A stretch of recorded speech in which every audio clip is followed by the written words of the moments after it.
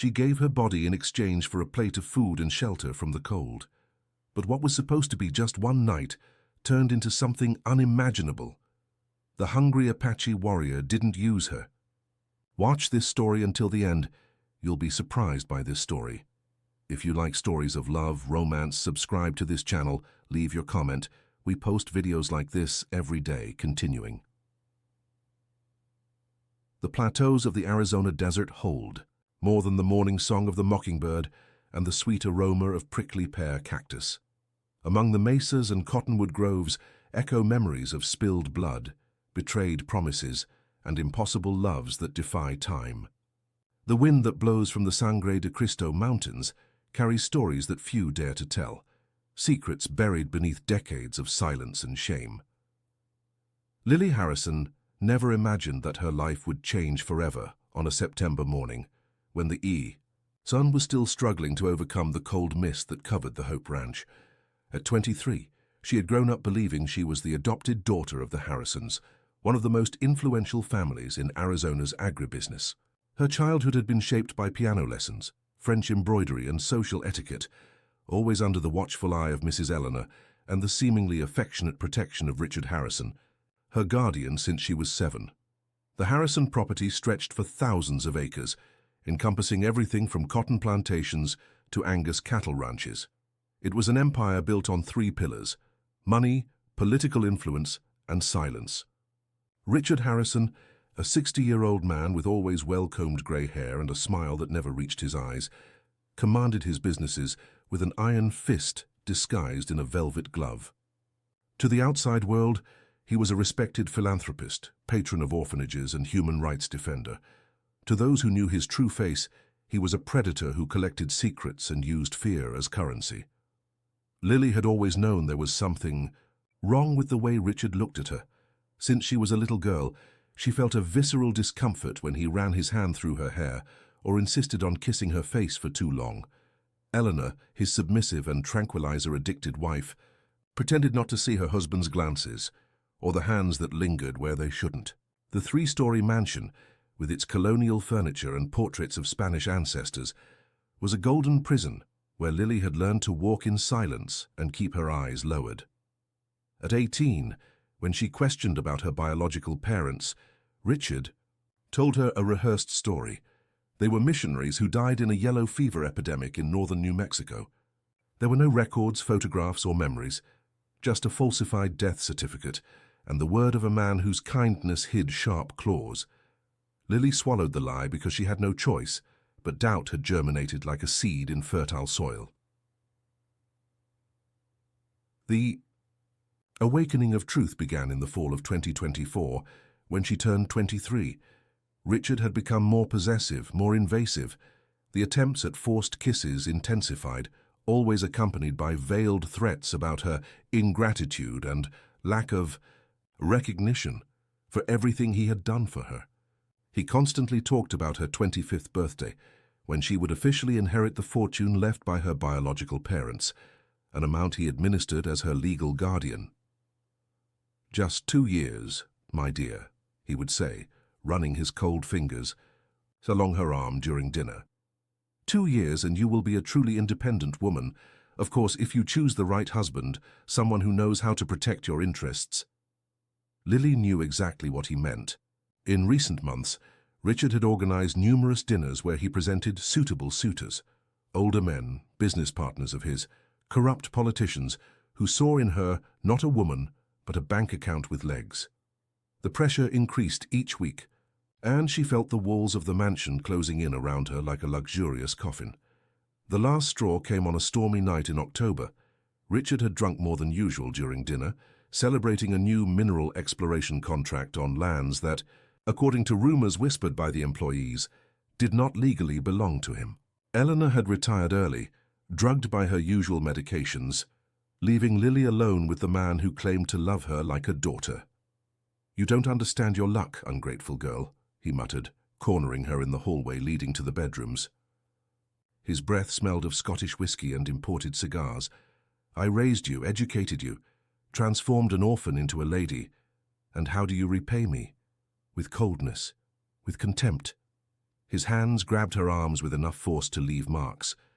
Lily tried to break free, but Richard was stronger, fueled by anger and alcohol. He pressed her against the wall, his lips seeking hers, while he whispered obscenities about gratitude and obedience. "You will learn to respect me," he growled, "or you will learn the hard way. There is no place in this world where you can hide from me, Lily. I am your owner, your family, your destiny." That's when something inside her broke. It wasn't fear. It was fury, an ancestral rage. As if generations of silenced women screamed through her voice, she dug her nails into his face and screamed with a strength she didn't know she possessed. Richard stepped back, surprised, blood dripping from the scratches on his cheek. "You little bitch!" he roared, raising his hand to hit her. Lily didn't wait for the blow. She ran. She crossed the house like a ghost, her bare feet slipping on the polished marble. She heard Richard shouting behind her, promising terrible punishments, swearing that she would pay dearly for her insolence. The employees, accustomed to feigning deafness and blindness, hid in their rooms. She reached the garage, but the car keys were locked in Richard's office. Desperation drove her forward, away from that house that had always been her prison. Without thinking about the consequences, Lily ran out along the dirt road that cut through the property. The rain fell heavily, turning the ground into slippery mud. Her feet hurt on the stones, her white nightgown stuck to her wet body. But she didn't stop. The road ended at a wooden bridge over Dead Man's River, a tributary that ran wild during the rainy season. The current was violent, carrying branches and debris from the storm. Lily stopped at the edge of the bridge, breathless, realizing for the first time what she had done. She was alone, without money, without documents, in the middle of the night, in an isolated region of the Arizona countryside. Behind her, she heard the roar of an engine approaching. The headlights of a pickup truck cut through the darkness, illuminating her trembling figure on the bridge. It was Richard, accompanied by two of his henchmen. He got out of the vehicle with the predatory calm of a hunter who has cornered his prey. "The game is over, Lily," he said, his voice dangerously low. "Come here. Now." She looked at the river below, its dark and treacherous waters. Then she looked at the man who had raised her, who had shaped her, who was now coming to break her definitively.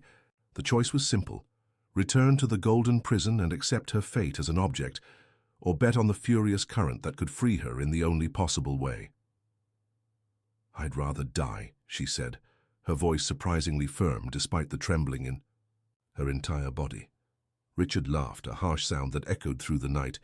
"Don't be dramatic, girl, you don't have the courage." Lily took a step back, closer to the edge of the bridge. "Want to bet?" That's when she heard it. A low sound, almost imperceptible under the noise of the rain and the river. It was a chant. No, not exactly a chant. It was an ancestral melody, a song that seemed to spring from the earth itself. It came from the other side of the river, where the dense forest hid ancient secrets. Richard heard it too. His face contorted into an expression of disgust and irritation. "Damn Indians," he muttered. "I thought we'd gotten rid of that plague." Indians. The word echoed in Lily's mind like a revelation.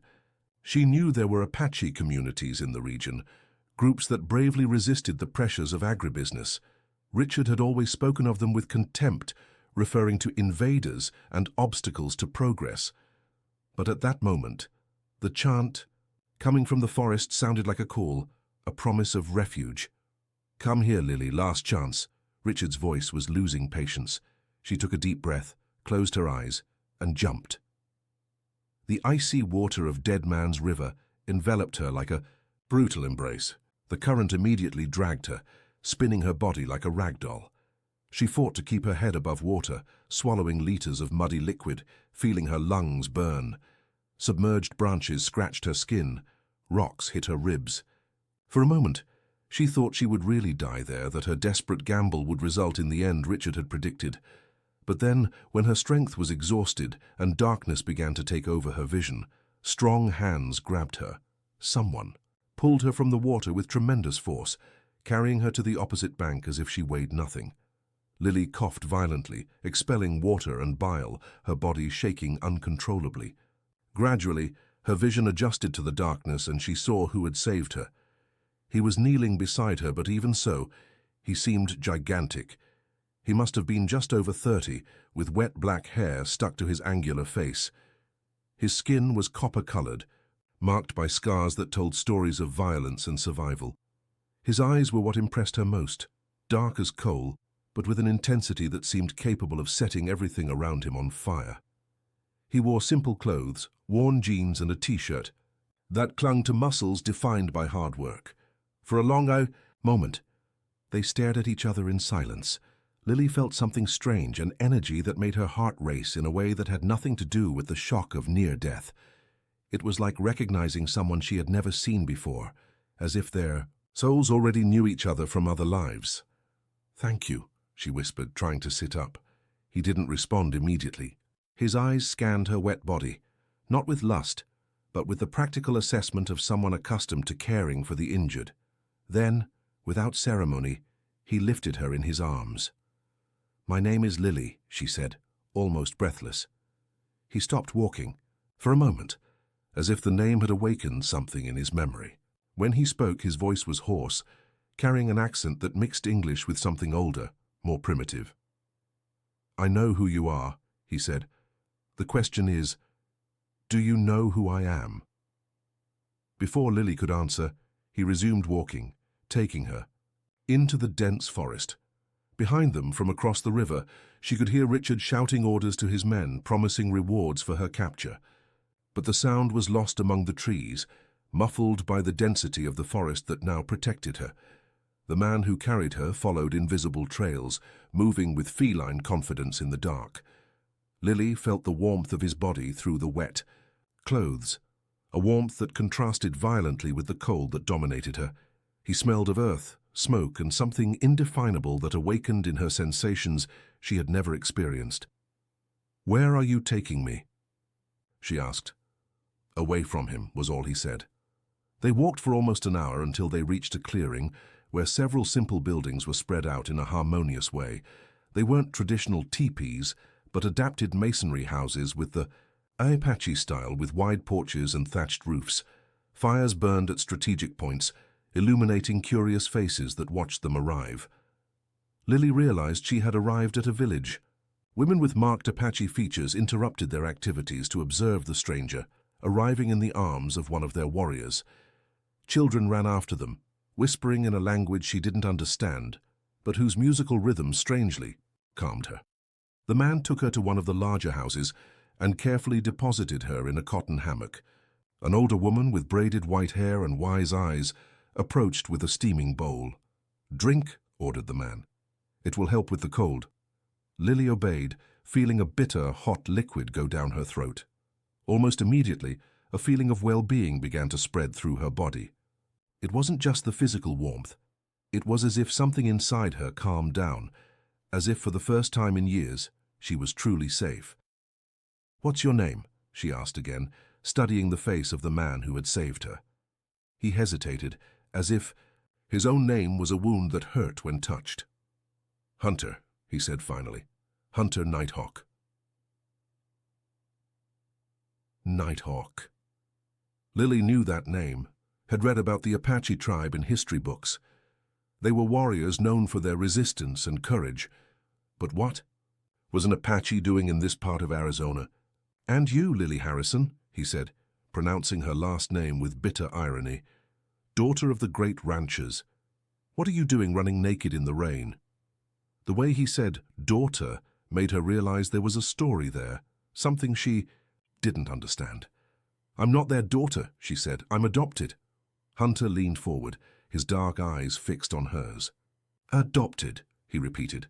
"Interesting. And do you know who your real parents were?" "They died when I was a child. Yellow fever, in New Mexico." A bitter smile curved Hunter's lips. "Yellow fever," he murmured. "How convenient." Before Lily could ask what he meant, the older woman approached again, this time carrying clean, dry clothes. She said something in Apache to Hunter, who nodded and stood up. "Sleep," he said to Lily. "Tomorrow we'll talk." "Wait," she called when he headed for the door. "Why did you save me? You don't even know me." Hunter stopped at the threshold without turning around. "Maybe I know you better than you think," he said, "and maybe you need to know the truth about who you really are." He left, leaving Lily alone with the older woman, who helped her change clothes with gentle, maternal gestures. The clothes were simple, a cotton blouse and a long skirt, but more comfortable than anything she had ever worn. As she settled into the hammock, Lily tried to process everything that had happened. A few hours earlier, she was a golden prisoner in the Harrison mansion. Now she was in an Apache village, protected by a mysterious man who seemed to know more about her than she knew about herself. The chant she had heard on the bridge continued to echo softly through the village. It was an ancestral melody, full of stories of struggle and resistance. Gradually, lulled by this primitive and comforting sound, Lily felt her eyes close. For the first time in years, she slept without fear. She didn't dream of Richard or the suffocating walls of the mansion. She dreamed of fire, of drums, of strong hands that protected her from all the evils of the world. And at the center of all these dreams was Hunter, his dark eyes promising truths that she wasn't yet ready to hear. Across the river, Richard organized search parties, offering increasingly larger rewards for information about the whereabouts of his adopted daughter. He knew she couldn't have gone far, not without help, and suspecting where that help had come from filled him with a rage that promised terrible consequences. The war was just beginning. A war between opposing worlds, between buried truths and constructed lies, between an impossible love that defied all social rules. And at the center of this storm, Lily and Hunter would discover that their lives were intertwined by threads much older and more complex than either of them could imagine. Dawn would arrive, bringing revelations that would change everything. But for now, protected by ancestral chants and the warmth of the fire, Lily slept the sleep of the just, preparing to discover who she really was and who she could become alongside the warrior who had pulled her from the furious waters to show her that freedom, as dangerous as it might be, was always worth fighting for. Lily woke to the smell of burning wood and the soft sound of voices conversing in a language her soul seemed to recognize, even if her mind didn't understand. The golden light of dawn filtered through the cracks in the clay wall, creating dancing patterns that hypnotized her for a few minutes. For the first time in years, she had slept deeply, without nightmares or startles. The reality of the previous night gradually returned to her memory. The desperate escape, the jump into the river, the strong arms that saved her from the furious waters. Hunter. The name echoed in her mind like a mantra, loaded with mystery and unspoken promises. She got up from the hammock, feeling a little dizzy, and walked to the window. The village awakened with a harmony that contrasted violently with the urban chaos to which she was accustomed. Women prepared food at community fires. Children ran between houses carrying baskets of wild fruits. Men sharpened tools and discussed in small groups. There was a sense of community, of belonging, that Lily had never experienced in the isolated Harrison mansion. "You're awake." Hunter's voice behind her made her turn quickly. He was standing at the entrance holding a steaming cup and observing her with those dark eyes that seemed to see through her soul. In the daylight, he looked even more imposing. The defined muscles under the simple shirt, the calloused hands, that told stories of hard work, the scars that mapped a life of struggles. "I brought coffee," he said, extending the cup. "Made with beans we grow here." Lily accepted the drink, feeling her fingers brush his for an instant. The sensation was electric, making her heart race in a way that both frightened and excited her. The coffee was strong, bitter, but had an authentic taste that awakened her senses. "Thank you," she murmured, "for everything, for the rescue, for the protection, for the hospitality." Hunter made a gesture dismissing the thanks. "Yesterday, you said you wanted to know who I am. Today I want to know who you really are. I already told you I'm Lily Harrison, adopted daughter." "No." The word came out with a force that silenced her.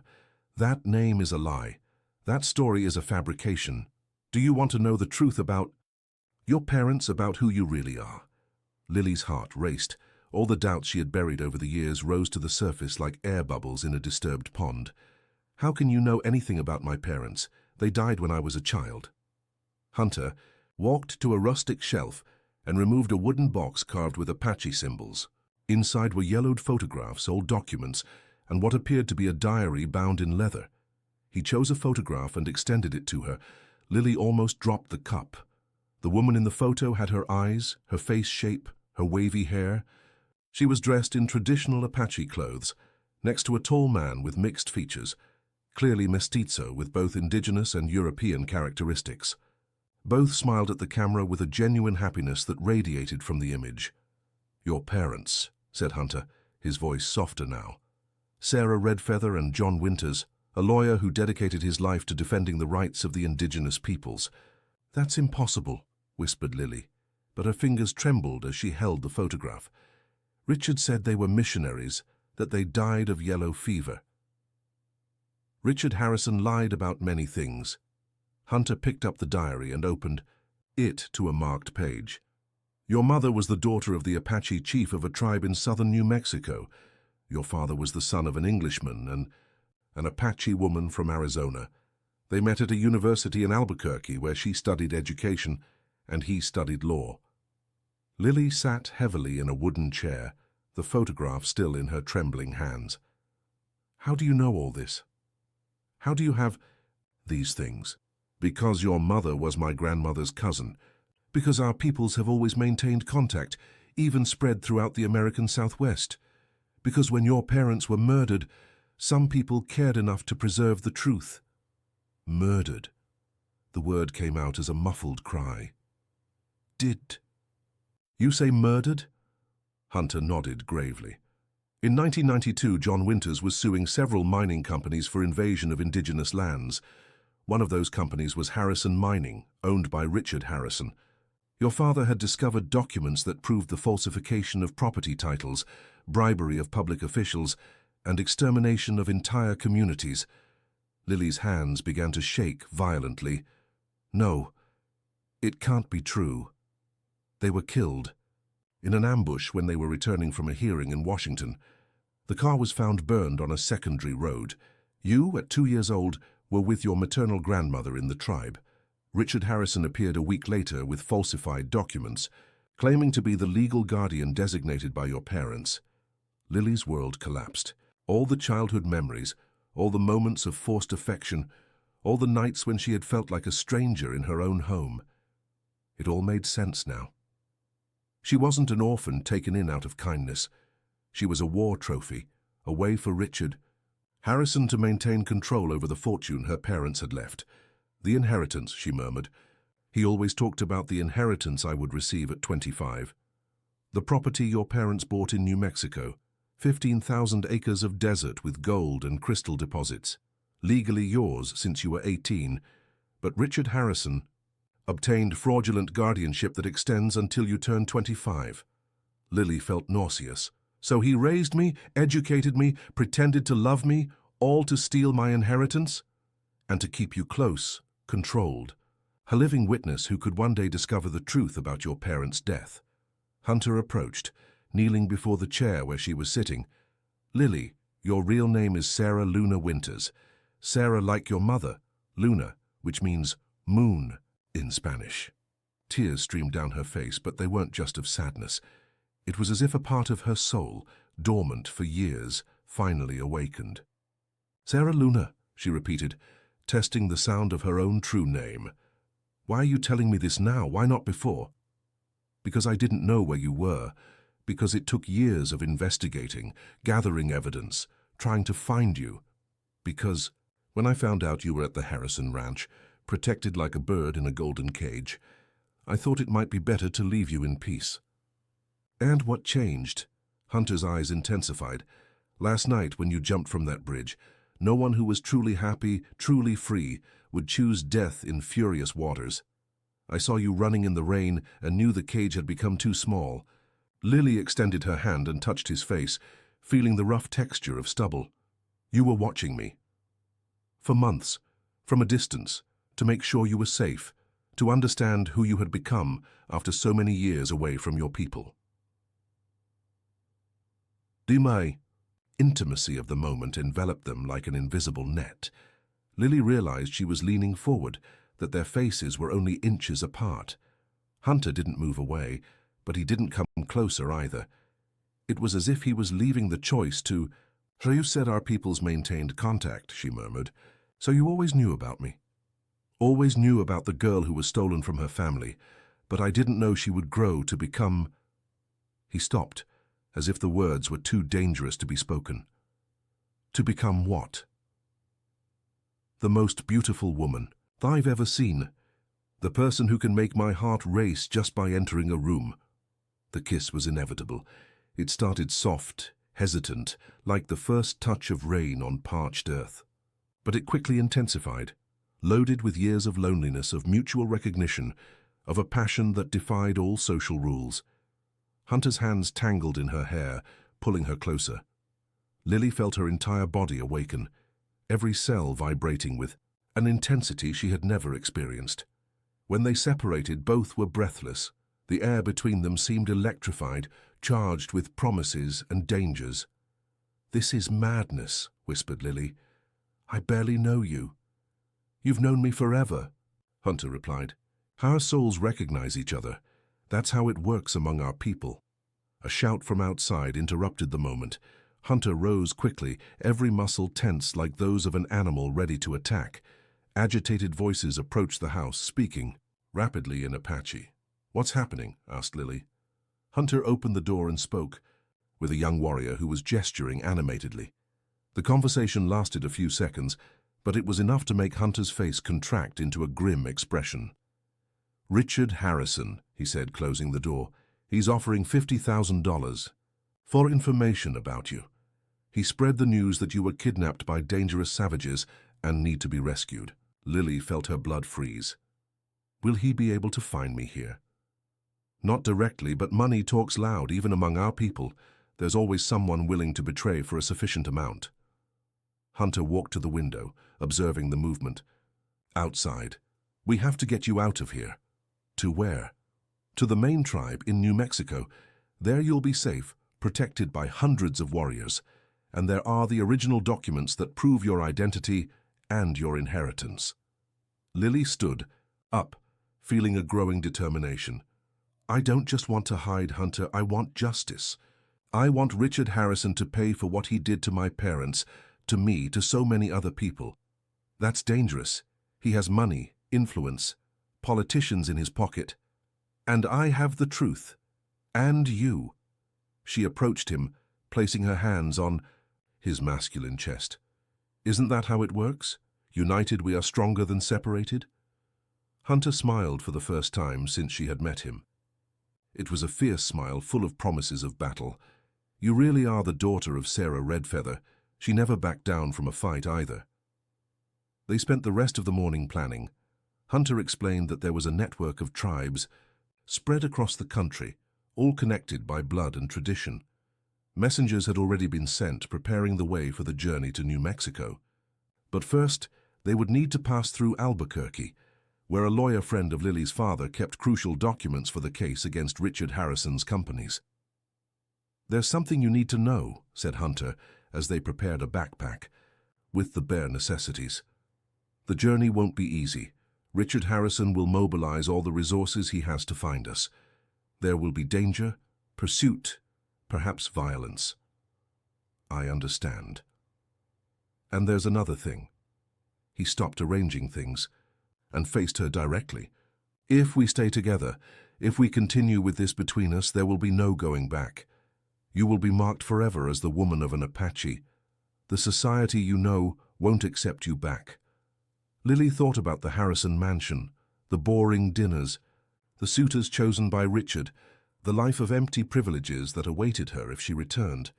Then she looked at Hunter, at his eyes that burned with a primitive passion, at the hands that had saved her from the waters, at the chest that rose and fell with controlled but intense breathing. "Then let them mark me," she said, coming closer. "I choose you.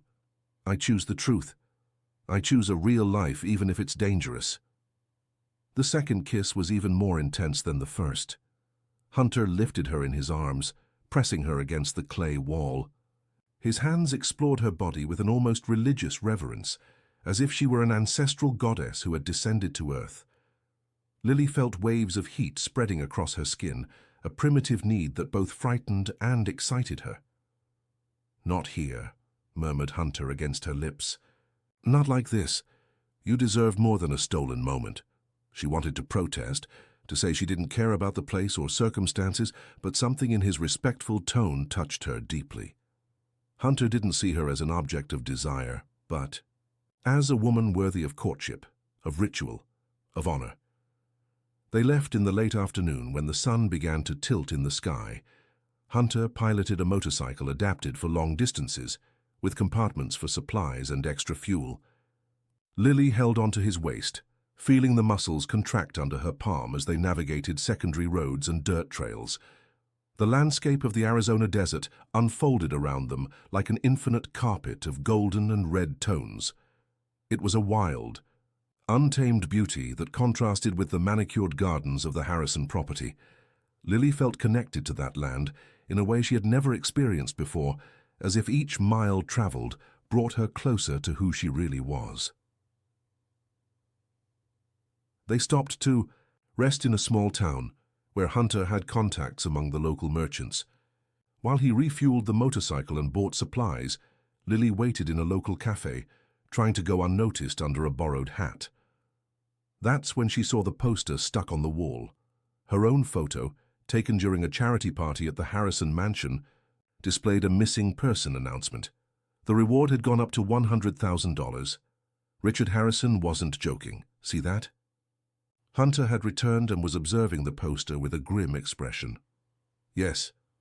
Seems like the price on my head is going up." "He's desperate. Desperate men make mistakes." Hunter folded the poster and put it in his pocket. "But they also become more dangerous." They resumed their journey at night, using darkness as protection.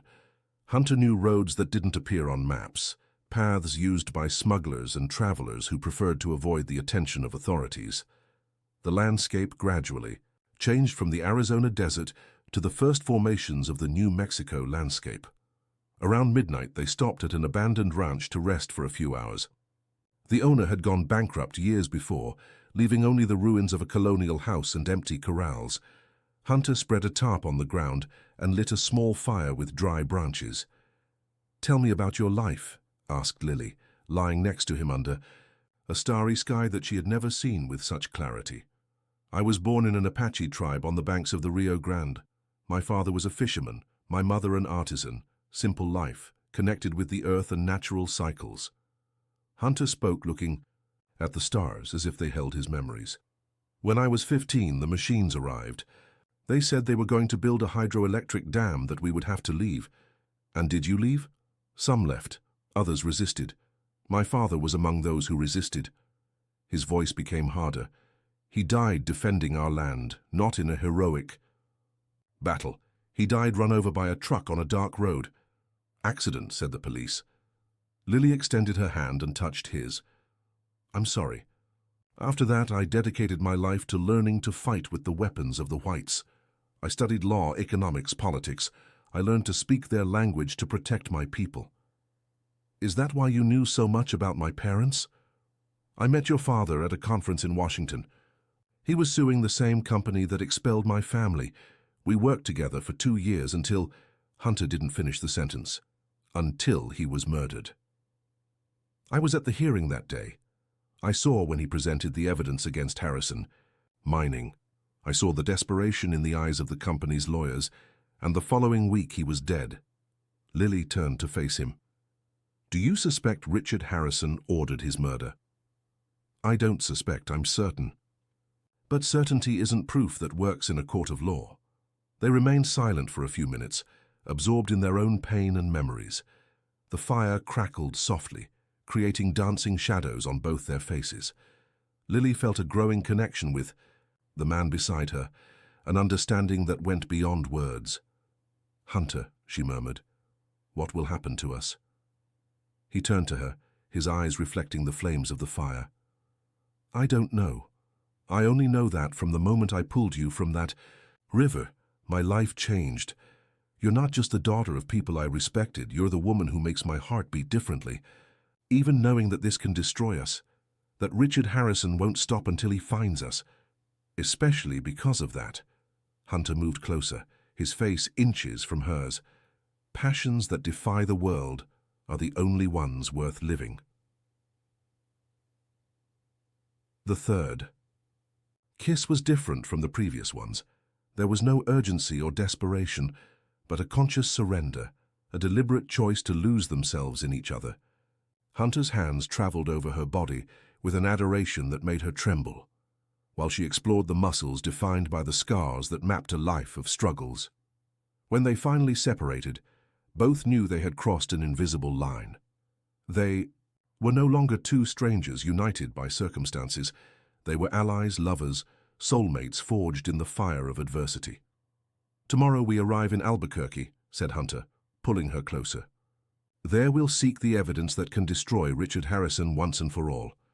And if we don't succeed, we will, because now we have something he never had." "What?" "The truth, and each other."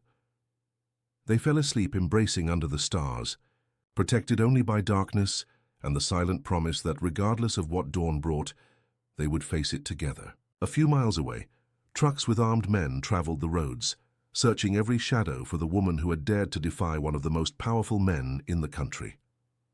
But at the abandoned ranch, under the protective mantle of night, Sarah Luna Winters finally slept in peace, knowing who she really was and beside whom she had chosen to stay. The war was just beginning, but she had found her tribe, her warrior, her true identity, and for the first time in her life, she was ready to fight. Albuquerque appeared on the horizon like a golden mirage, its colonial towers and modern skyscrapers creating a contrast that mirrored the divided soul of America itself. Lily held firmly to Hunter's waist as the motorcycle descended the winding slopes that led to the historic center. The smell of the desert mixed with aromas of chili and spices, creating an olfactory symphony that awakened ancestral memories she didn't know she possessed. "Your mother was born here," said Hunter, stopping in a shaded plaza where street vendors offered tacos and bottled water. "In the South Valley neighborhood, your grandmother still has relatives there." Lily's heart accelerated. The idea of meeting people who had loved her mother, who kept memories of her, was both exciting and terrifying. For 23 years, she had lived as an orphan without a past. Now she discovered she had an entire family she had never known. "Let's look for the evidence first," she said, trying to stay focused. "Then we can think about family." Hunter nodded, but she noticed a shadow of concern in his eyes. "The lawyer who kept your father's documents is named Benjamin Walker. He has an office in Old Town, but for months no one has been able to talk to him. Do you think Richard Harrison got to him first?" "It's possible. Or he's hiding, waiting for the right moment to act." They stored the motorcycle in a discreet garage in the downtown area and continued on foot through the stone streets of the historic center. Lily felt exposed, even wearing dark glasses and a scarf covering part of her face. At every corner, she expected to see posters with her photo or Richard Harrison's men watching her from the shadows. Benjamin Walker's office was in a colonial building painted light blue, with wrought iron balconies and a discreet sign on the door. They climbed the creaking stairs to the second floor, where an elderly secretary received them with suspicion. "Dr. Walker is not seeing anyone," she said, without raising her eyes from the papers she was organizing. "He hasn't come to the office." "For 2 months." "It's about the John Winters case," insisted Hunter. "We're family." The woman raised her head for the first time, studying them carefully, her eyes fixed on Lily, analyzing every feature of her face. "My God," she whispered, "you look just like Sarah." "You knew my mother?" "Knew her. Girl, I took care of all the paperwork for her marriage to your father. Dr. Walker was like a brother to John Winters." The secretary stood up, locked the office door and lowered the blinds. "You are in danger. Dr. Walker is hiding in a house by the Rio Grande. Dangerous men appeared here a month ago, asking questions, offering money." "Richard Harrison," murmured Lily. "I don't know his name, but I know he's powerful. Dr. Walker told me not to trust anyone, but you have your mother's eyes. She had a birthmark here." The woman touched her own left wrist. Lily rolled up her sleeve, revealing a small crescent-shaped mark. The secretary smiled for the first time. "Mrs. Connie," she said, introducing herself. "I've worked for Dr. Walker for 30 years. He left me instructions in case you ever appeared." Connie led them to a safe hidden behind a bookshelf of legal books. From inside, she removed a sealed envelope and a hand-drawn map. "Here are copies of the main documents. The original is with Dr. Walker. He's in a fisherman's house in Rio Rancho, waiting for months for you to appear." Hunter studied the map while Lily opened the envelope with trembling hands. Inside were birth certificates, land purchase documents, mining contracts, and a series of photographs showing secret meetings between Richard Harrison and well-known politicians. "Is this enough to prosecute him?" she asked. "It's enough to start an investigation," responded Connie. "But Dr. Walker said there's more. Evidence that compromises not just Richard Harrison, but an entire network of corruption." A noise on the stairs made them freeze. Heavy footsteps slowly climbed, stopping at each floor. Connie turned pale. "Back exit," she whispered, pointing to a disguised door. "Go straight to the alley. Run." Hunter didn't wait. He took Lily by the hand and pulled her to the secret door. They descended a steep wooden staircase that creaked with each step.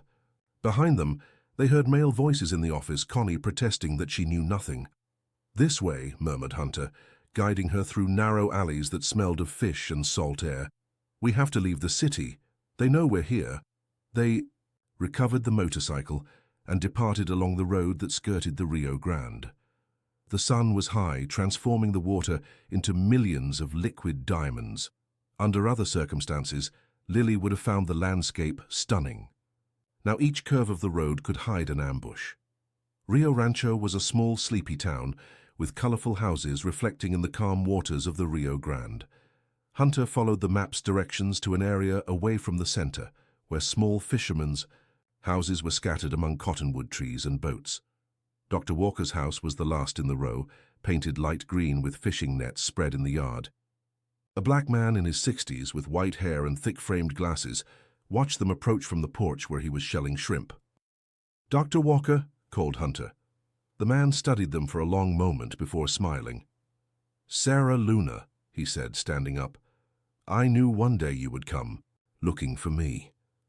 Lily felt tears in her eyes when the lawyer embraced her like a father embraces a long-lost daughter. He smelled of river and coffee, a comforting smell that made her feel protected for the first time in days. "Come," said Dr. Walker.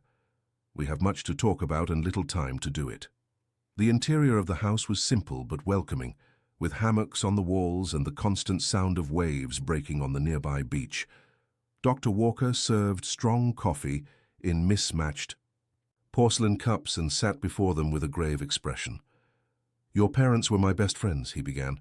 "John was like a brother to me, and Sarah was an extraordinary woman, intelligent, brave, determined to make a difference in the world."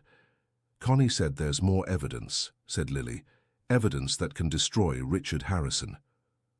"There is. But first you need to understand the dimension of what we're facing." Dr. Walker stood up and brought a cardboard box full of documents. "Richard Harrison doesn't work alone. He's part of a scheme that involves politicians, judges, businessmen, and even some corrupt indigenous leaders." Hunter leaned forward. "What kind of scheme?" "Land grabbing on an industrial scale. They falsify documents, bribe public officials, eliminate witnesses, and appropriate millions of acres that legally belong to traditional communities." Dr. Walker spread maps on the table. "The lands your parents bought in New Mexico are just a small part of a much larger territory that was stolen from the Apache and Navajo peoples." Lily studied the maps, trying to understand the dimension of the fraud. "And my parents discovered this?" "They discovered that and more. John had identified the offshore bank accounts where they laundered the money, the names of the politicians involved, even recordings of compromising conversations." "Recordings?" Hunter got excited. "Where are they?" Dr. Walker smiled sadly. "That's the million-dollar question. John hid everything before he died, but he only left clues. Clues that only you could decipher, Sarah." Me? But I was just a child.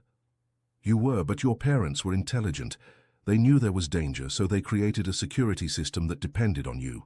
Dr. Walker brought a letter yellowed by time, written in the elegant calligraphy of a woman. Your mother wrote this 3 days before she died. She had discovered they were being watched, that their lives were in danger. Lily took the letter with trembling hands and began to read aloud. My dear daughter, if you are reading this letter, it means the worst has happened. Your father and I have discovered terrible secrets, things powerful men would kill to keep hidden. We have kept everything in a place only you can find, following the songs I used to sing to you to sleep. Remember the story of the moon that dances with the waters, of the tree that guards treasures, of the bird that doesn't fly but never gets lost. When you find what you're looking for, don't trust anyone except the blood of your blood. You carry within you the strength of all the women who came before you. Use that strength to do justice. With all my love, Sarah Redfeather. Silence took over the room. Lily read and reread the letter, trying to decipher the meaning of the cryptic words. Do you remember the songs your mother sang? Asked Dr. Walker. Lily closed her eyes, trying to reach memories buried for more than 20 years. There are fragments, melodies that sometimes come to mind without reason. And the stories? The moon that dances with the waters? Suddenly something clicked in Lily's mind. The white buffalo woman, she whispered. My mother used to tell me stories of the white buffalo woman who brought the sacred pipe and danced with the moon. Hunter moved closer. And the tree that guards treasures? The great tree. She talked about sacred trees where the ancestors kept secrets. The bird that doesn't fly but never gets lost? Lily smiled for the first time in hours. Eagle. My mother said that eagles were wise birds that knew all the paths of the earth, even when they weren't flying. Dr. Walker clapped his hands. Excited. She created a poetic map. White buffalo woman, great tree, eagle. They're references to the places where your parents hid the evidence. But where exactly? We have to go back to New Mexico, said Hunter. To your family's lands. That's where it all began. That's where everything is hidden. Dr. Walker nodded. But you can't go alone. Richard Harrison must have discovered you're here. He'll mobilize everyone he has in New Mexico to intercept you. Then what do you suggest? That you seek help from your people. There's an Apache tribe on the Gila River, led by a chief named Thunderhawk. He knew your parents, fought alongside them. If anyone can protect you, it's him. Hunter studied the maps again. I know Chief Thunderhawk. He's a respected warrior. But he's also suspicious. He won't help strangers. You're not strangers, said Dr. Walker. Sarah carries Apache blood. To him, she's family. They spent the rest of the day planning the trip to New Mexico. Dr. Walker gave them additional documents, detailed maps of the disputed lands, and contacts of trustworthy people along the way. When the sun began to set over the bay, he called them to the porch. There's something else you need to know, he said, his voice more serious. Richard Harrison isn't just after the lands or the money. He wants to eliminate any evidence of the crimes he committed. That includes you, Sarah. Would he try to kill me? Not just try. He's already tried before. Lily turned to him, shocked. What do you mean? When you were 16, there was a car accident. You were returning from a school field trip, remember? Lily vaguely remembered. The school car had overturned on a road. Several students were injured. She had had minor injuries, but at the time she thought it had been luck. It wasn't an accident, continued Dr. Walker. Private investigators I hired discovered that someone sabotaged the bus brakes. The target was you. Hunter clenched his fists. Why didn't she die then?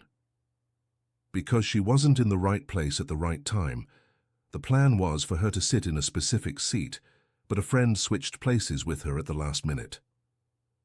Lily felt nauseous.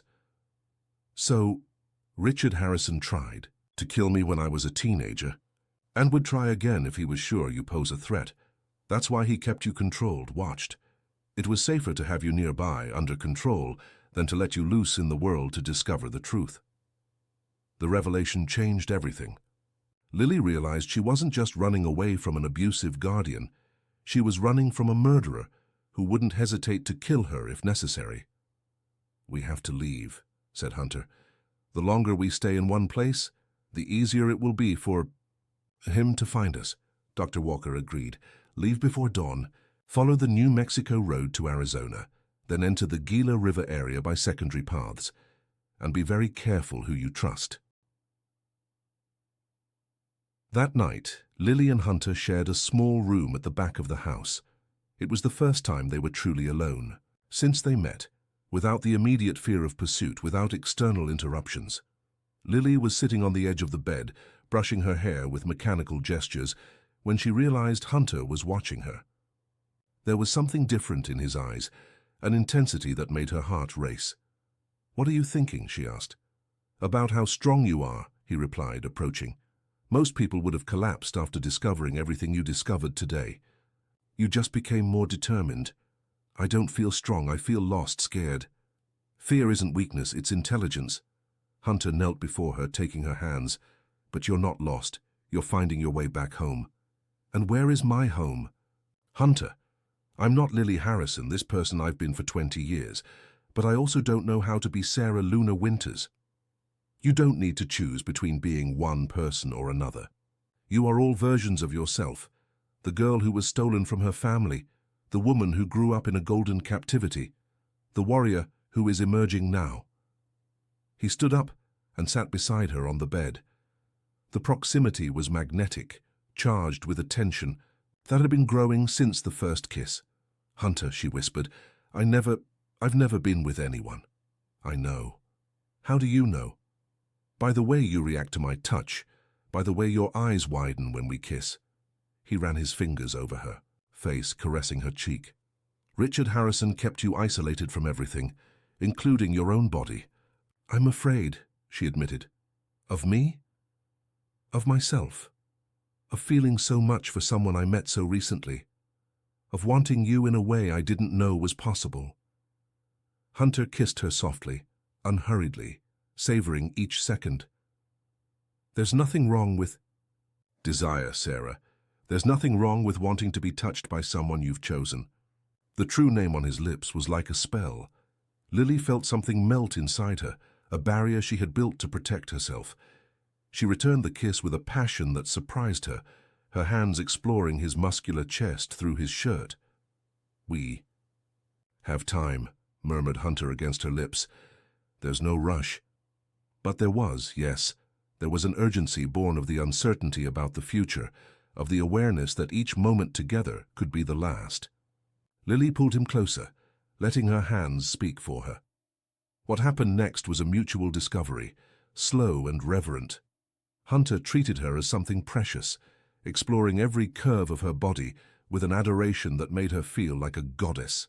She, in turn, marveled at the strength contained in his muscles, at the scars that told stories of battles won. When they finally united, it was with an intensity that transcended the physical. It was as if two souls that had wandered lost finally found their home in each other. Lily understood at that moment why people made wars for love, why they wrote poems about passion, why they risked everything for a touch, a kiss, a night of perfect communion. Afterward, lying intertwined while the river breeze entered through the window, she traced the scars on his chest with her fingers. "This one?" she asked, touching a long mark near his heart. "Machete fight when I was 18, a rancher who wanted to forcibly expel our community." "And this?" "Rubber bullet at a demonstration in Washington." Each scar was a story, a struggle, a survival. Lily realized that Hunter had literally shed blood for the cause that was now hers as well. "I don't regret it," she said suddenly. "What?" "Jumping from that bridge, running away, finding you." She leaned on her elbow to look him in the eyes. "For the first time in my life, I feel truly alive." Hunter smiled, running his fingers through her disheveled hair. "Tomorrow we leave for New Mexico. It will be dangerous." "I know. Richard Harrison won't give up. Neither will we. And after all this, after we get the evidence, prosecute him, recover your lands." Lily thought for a moment. "Then we build a life together, a real life based on truth, even if it means living as fugitives for a while." Especially because of that. She kissed him softly. I'd rather be free and hunted than safe and imprisoned. They fell asleep embracing, lulled by the sound of the waves and the certainty that, regardless of what dawn brought, they would face it together. Outside in the darkness of the New Mexico night, other plans were being drawn. Richard Harrison had discovered the connection with Dr. Walker and was mobilizing all available resources. The hunt had officially begun. But now, for the first time, the prey was transforming into a predator. Sarah Luna Winters had awakened, and with her had awakened a thirst for justice that would burn until each crime was paid for, each lie unmasked, each tear avenged. The war. Between the past and the future, between oppression and freedom, between fear and love, was just beginning. And this time, she would fight with the weapons she had inherited from her parents: truth, courage, and the transformative power of a love that didn't ask permission to exist. Dawn in New Mexico arrived wrapped in a golden mist that transformed the desert into a dreamlike landscape. Lily and Hunter had traveled for 3 days, following secondary roads and dirt trails that cut through abandoned ranches and indigenous reservations. With each mile, she felt closer to something indefinable, an ancestral connection to that land that pulsed in her veins like a second heart. The Apache tribe stretched along the banks of the Gila River, its traditional straw houses coexisting harmoniously with more modern constructions. Colorful canoes gently rocked in the transparent water, while children played in the clear sand of the river beach. It was a scene of peace that contrasted violently with the approaching storm. Chief Thunderhawk was waiting for them in the central house of the village, as if he had known of their arrival for days. He was an imposing man in his 50s, with graying hair braided with feathers and beads, and eyes that seemed capable of seeing through people to their souls. Beside him was a younger woman with delicate features and a perceptive gaze. "Sarah Luna Winters," said Thunderhawk when she approached. "Daughter of John Winters and Sarah Redfeather. You have your mother's eyes and your father's stubborn chin." "You knew them?" "I knew them. I fought alongside them against the land thieves. I cried when they died." Thunderhawk gestured for them to sit in a circle of low chairs. "This is my daughter Luna. She will be your guide on the lands your parents bought." Luna was about 25, with long black hair decorated with wildflowers and a presence that radiated strength and wisdom. When she smiled at Lily, it was like recognizing a sister she had never known. "Your lands are 2 hours from here upriver," explained Luna. 15,000 acres of preserved desert with springs, caves, and archaeological sites. Your father wanted to transform everything into a private natural heritage reserve." "And now?" asked Hunter. "Now it's invaded by prospectors and land grabbers who work for Richard Harrison," replied Thunderhawk, his voice loaded with contained anger. "They installed mining equipment, cut down century-old trees, polluted the waters. It's a desecration." Lily felt a fury growing inside her. "We'll stop this." "First, we'll find what your parents hid," said Luna. "Then we can fight with the right weapons." They spent the morning deciphering the clues left in Lily's mother's letter. Luna knew every stone, every tree, every curve of the river on those lands. When Lily mentioned the moon that dances with the waters, the young Apache woman's eyes lit up. There's a circular lagoon in the center of the property. During the full moon, the reflection in the water creates a hypnotic effect, as if the moon were dancing. Luna drew a map in the sand. "It's a sacred place for our people where we perform purification rituals." "And the tree that guards treasures?" "We don't have native great trees here, but there's a giant tree we call the Mother Tree. It's more than 500 years old and has a hollow trunk where our ancestors kept sacred objects." Hunter studied the drawing. "And the eagle that doesn't fly but never gets lost." Thunderhawk smiled for the first time. "There's a rock formation that our people call Stone Eagle. Seen from above, it looks exactly like the bird. It's a natural landmark that has guided travelers for centuries." The pieces of the puzzle fit perfectly. Lily's parents had used the sacred geography of the place to create a map that only someone with knowledge of the local culture could decipher. "We leave now," decided Thunderhawk, "but we won't go alone. Richard Harrison has armed men in the region. It will be necessary to fight. 2 hours later, a group of 15 Apache warriors navigated upriver in 3 large canoes. Lily was in the first vessel with Hunter and Luna, observing the exuberant landscape that technically belonged to her, but that she had never seen. White herons took flight when the canoes approached, and lazy alligators hid among the water lilies. "There," pointed Luna when they rounded a curve in the river. "Your parents' lands begin at that hill." Lily saw for the first time the property she had inherited. It was of a wild and untouched beauty, with preserved riparian forests, native fields undulating in the wind and bluish mountains on the horizon. But she also saw the wounds, clearings where trees had been cut down, banks excavated by machines, rivers turbulent from the mud of the mines. "This is a crime," she murmured. "It's war," corrected Thunderhawk. "War against our Mother Earth." Diadine hid the canoes in a protected cove and followed on foot along ancient trails that serpentined through the forest. Luna moved like a shadow, indicating traps left by the invaders and safe paths. The Apache warriors followed her in absolute silence, their bodies painted with red ochre and black, making them almost invisible among the trees. The first stop was the circular lagoon. It was exactly as Luna had described, a perfect mirror of water surrounded by willows and cottonwoods. Even under the afternoon sun, there was something magical about that place, an ancestral energy that made Lily's hair stand on end. "Your mother used to come here to meditate," said Luna. "She told me it was in this lagoon that she decided to have a child." Lily knelt at the edge of the water, touching the surface with her fingers. For a moment she imagined her pregnant mother sitting in that same place, dreaming about the future of the daughter growing in her womb. "There's nothing hidden here," concluded Hunter after a careful search. "It's just a reference." They continued to the mother tree, a vegetable giant that dominated a clearing like a natural cathedral. Its trunk was so wide that it would take 10 people holding hands to embrace it completely. The exposed roots created natural cavities where small animals made their nests. Luna guided them to an opening in the trunk that was almost invisible, hidden by a curtain of aerial roots. "Here our ancestors kept the tribe's most sacred objects." Hunter was the first to enter, followed by Lily.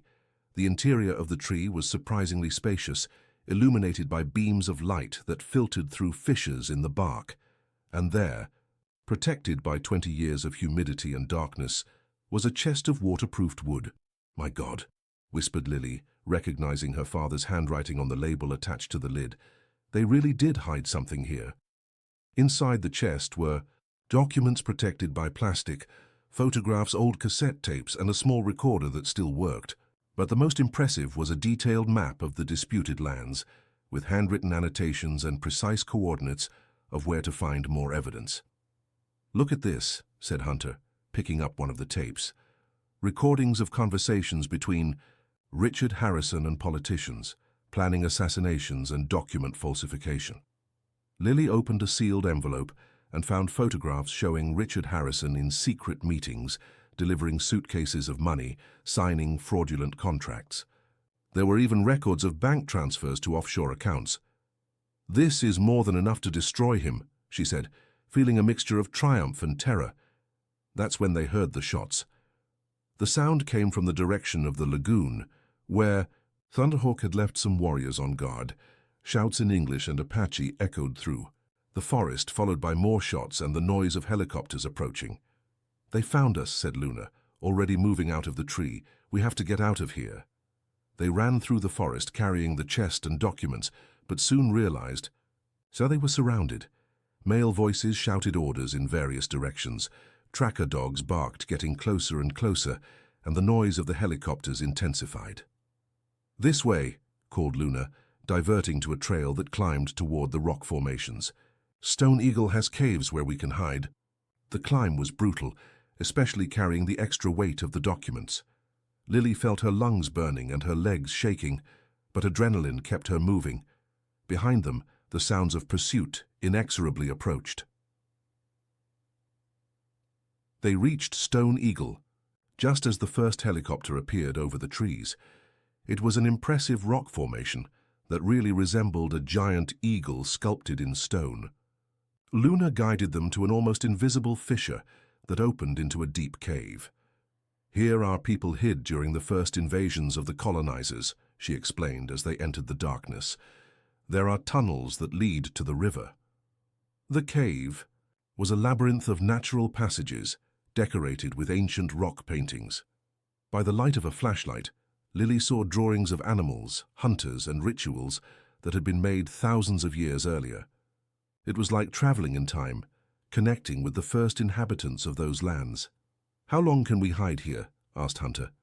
"As long as necessary," replied Luna, "but it's not by hiding that we'll win this war." From outside, voices amplified by loudspeakers echoed among the rocks. "Sarah Winters, we know you're there. Surrender and no one else needs to get hurt." It was Richard Harrison's voice. Lily would recognize it anywhere, that honeyed tone that hid threats, that false gentleness she had heard for years. "You are an ungrateful daughter who bit the hand that fed you," he continued. "But still, I'm willing to forgive.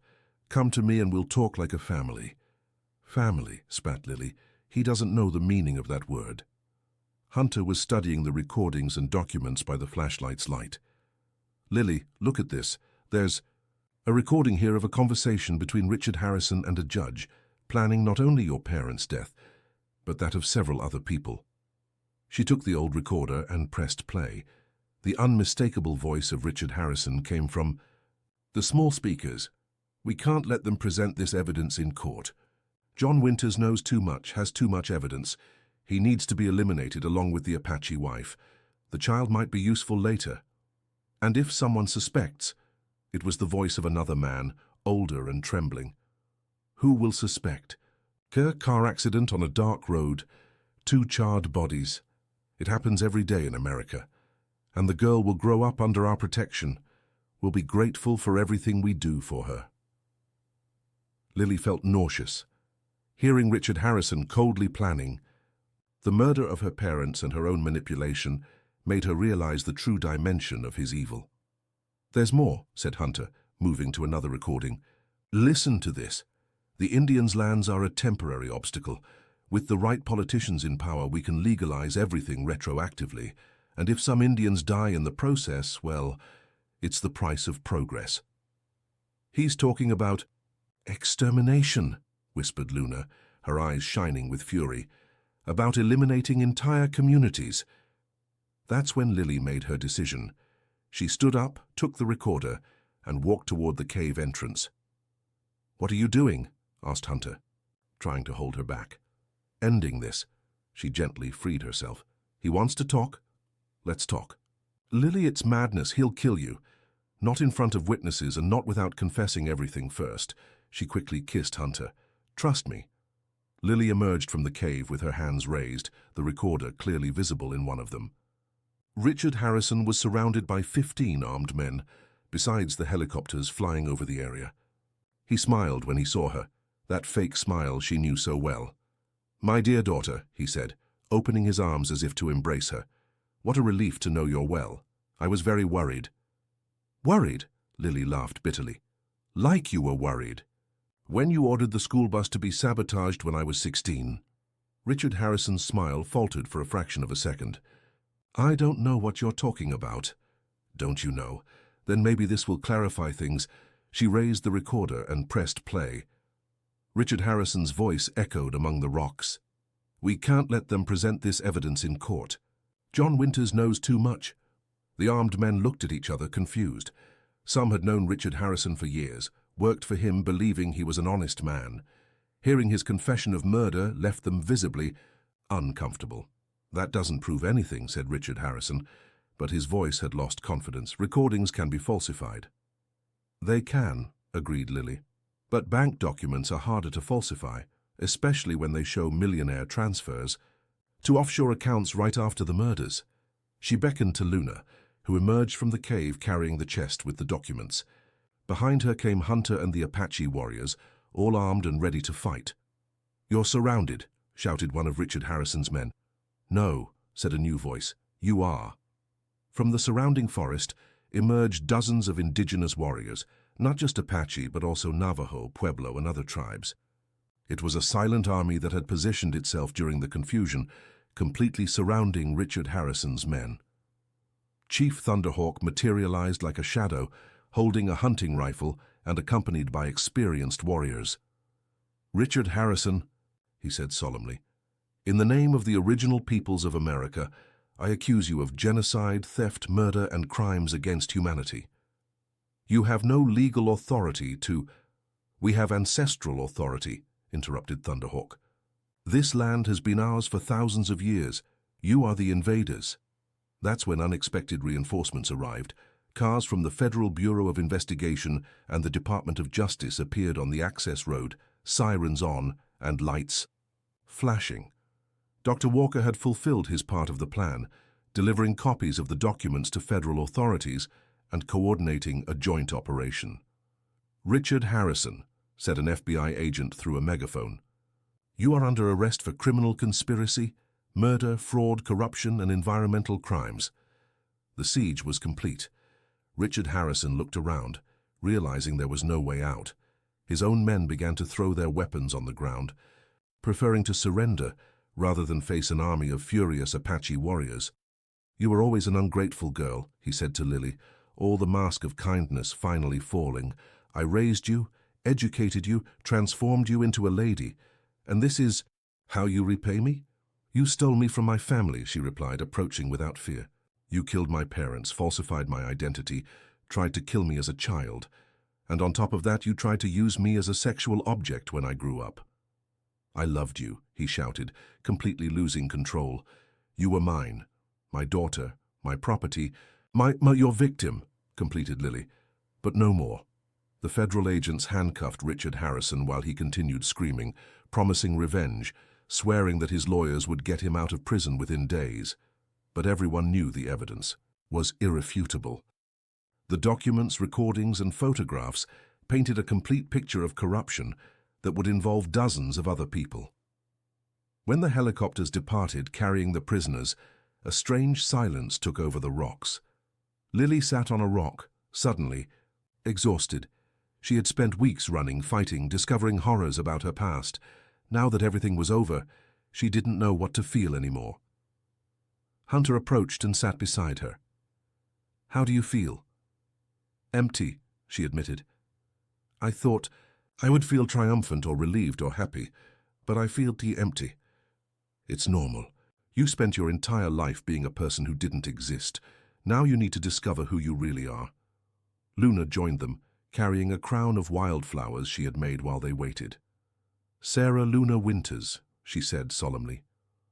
"Daughter of the earth, daughter of the waters, daughter of the wind. Welcome back to your people." The ceremony that followed was simple but deeply moving. The warriors of various tribes formed a circle, singing in their ancestral languages, while Lily was officially recognized as a member of the indigenous community. She received a spiritual name, Brave Heart, which means one who bites, a reference to her courage in confronting Richard Harrison. "And now?" she asked when the ceremony ended. "Now you decide," replied Thunderhawk. "You can return to the world of the whites, use your inheritance to live comfortably, or you can stay with us, help protect these lands, honor the memory of your parents." Lily looked at Hunter, who had remained silent during the entire conversation. "And you, what do you want to do?" "Whatever you want to do," he replied. "My place is by your side wherever you choose to be. Even if I choose a more difficult life, a life fighting for causes that most people don't understand, especially because of that." Hunter took her hand. "Do you think I fell in love with a princess who wanted to live in a castle? I fell in love with a warrior who jumped from a bridge to escape prison." Lily smiled for the first time in days. "Then we have work to do." In the months that followed, the story of Sarah Luna Winters became national news. Richard Harrison was sentenced to 30 years in prison, along with dozens of accomplices. His companies were closed, his bank accounts confiscated, his lands returned to traditional communities. The scandal brought down politicians, judges, and businessmen, triggering one of the largest anti-corruption investigations in the country's history. Lily used her inheritance to create a foundation for the protection of indigenous rights, working side by side with lawyers like Dr. Walker to ensure that other communities wouldn't suffer the same fate as her parents.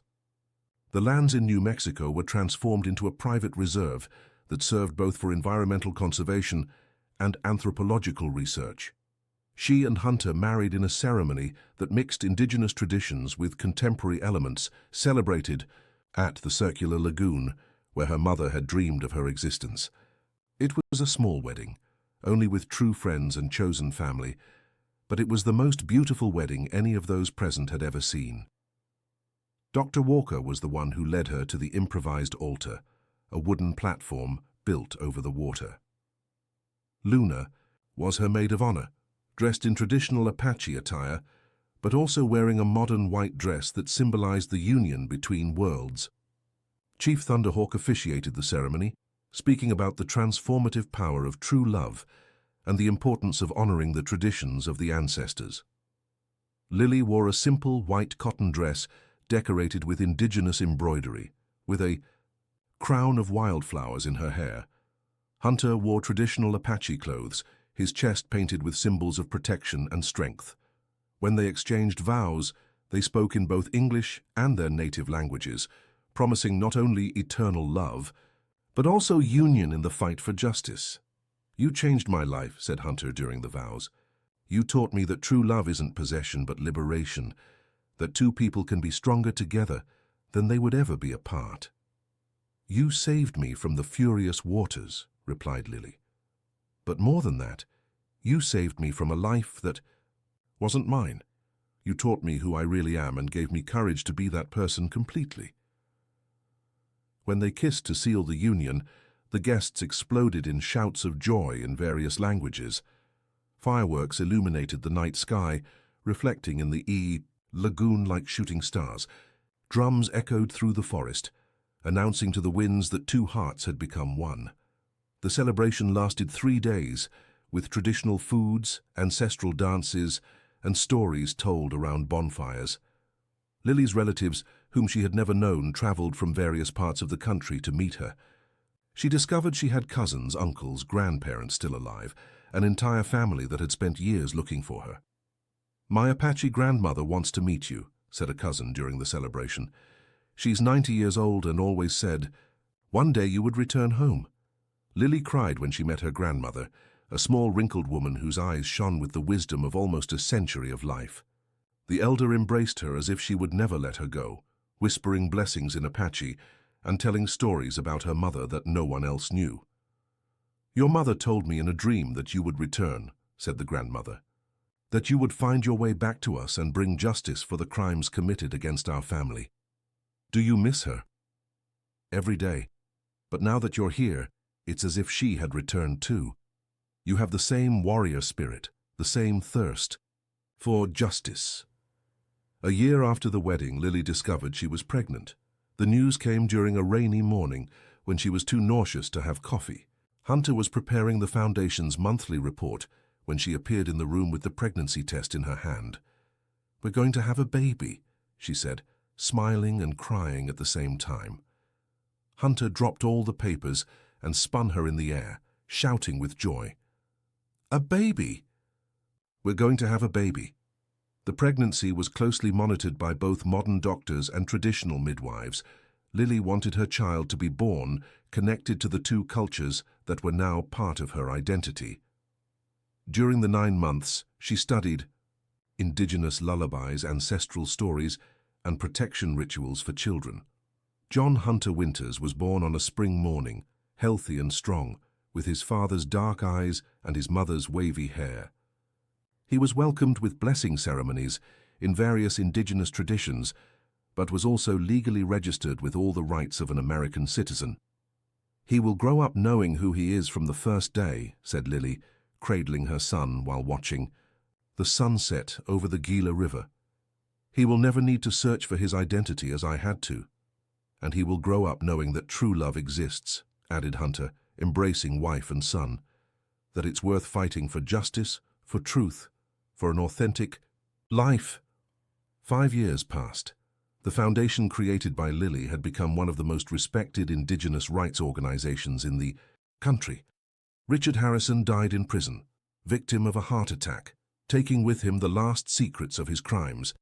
His properties were completely redistributed, his companies dismantled, his legacy of corruption exposed forever.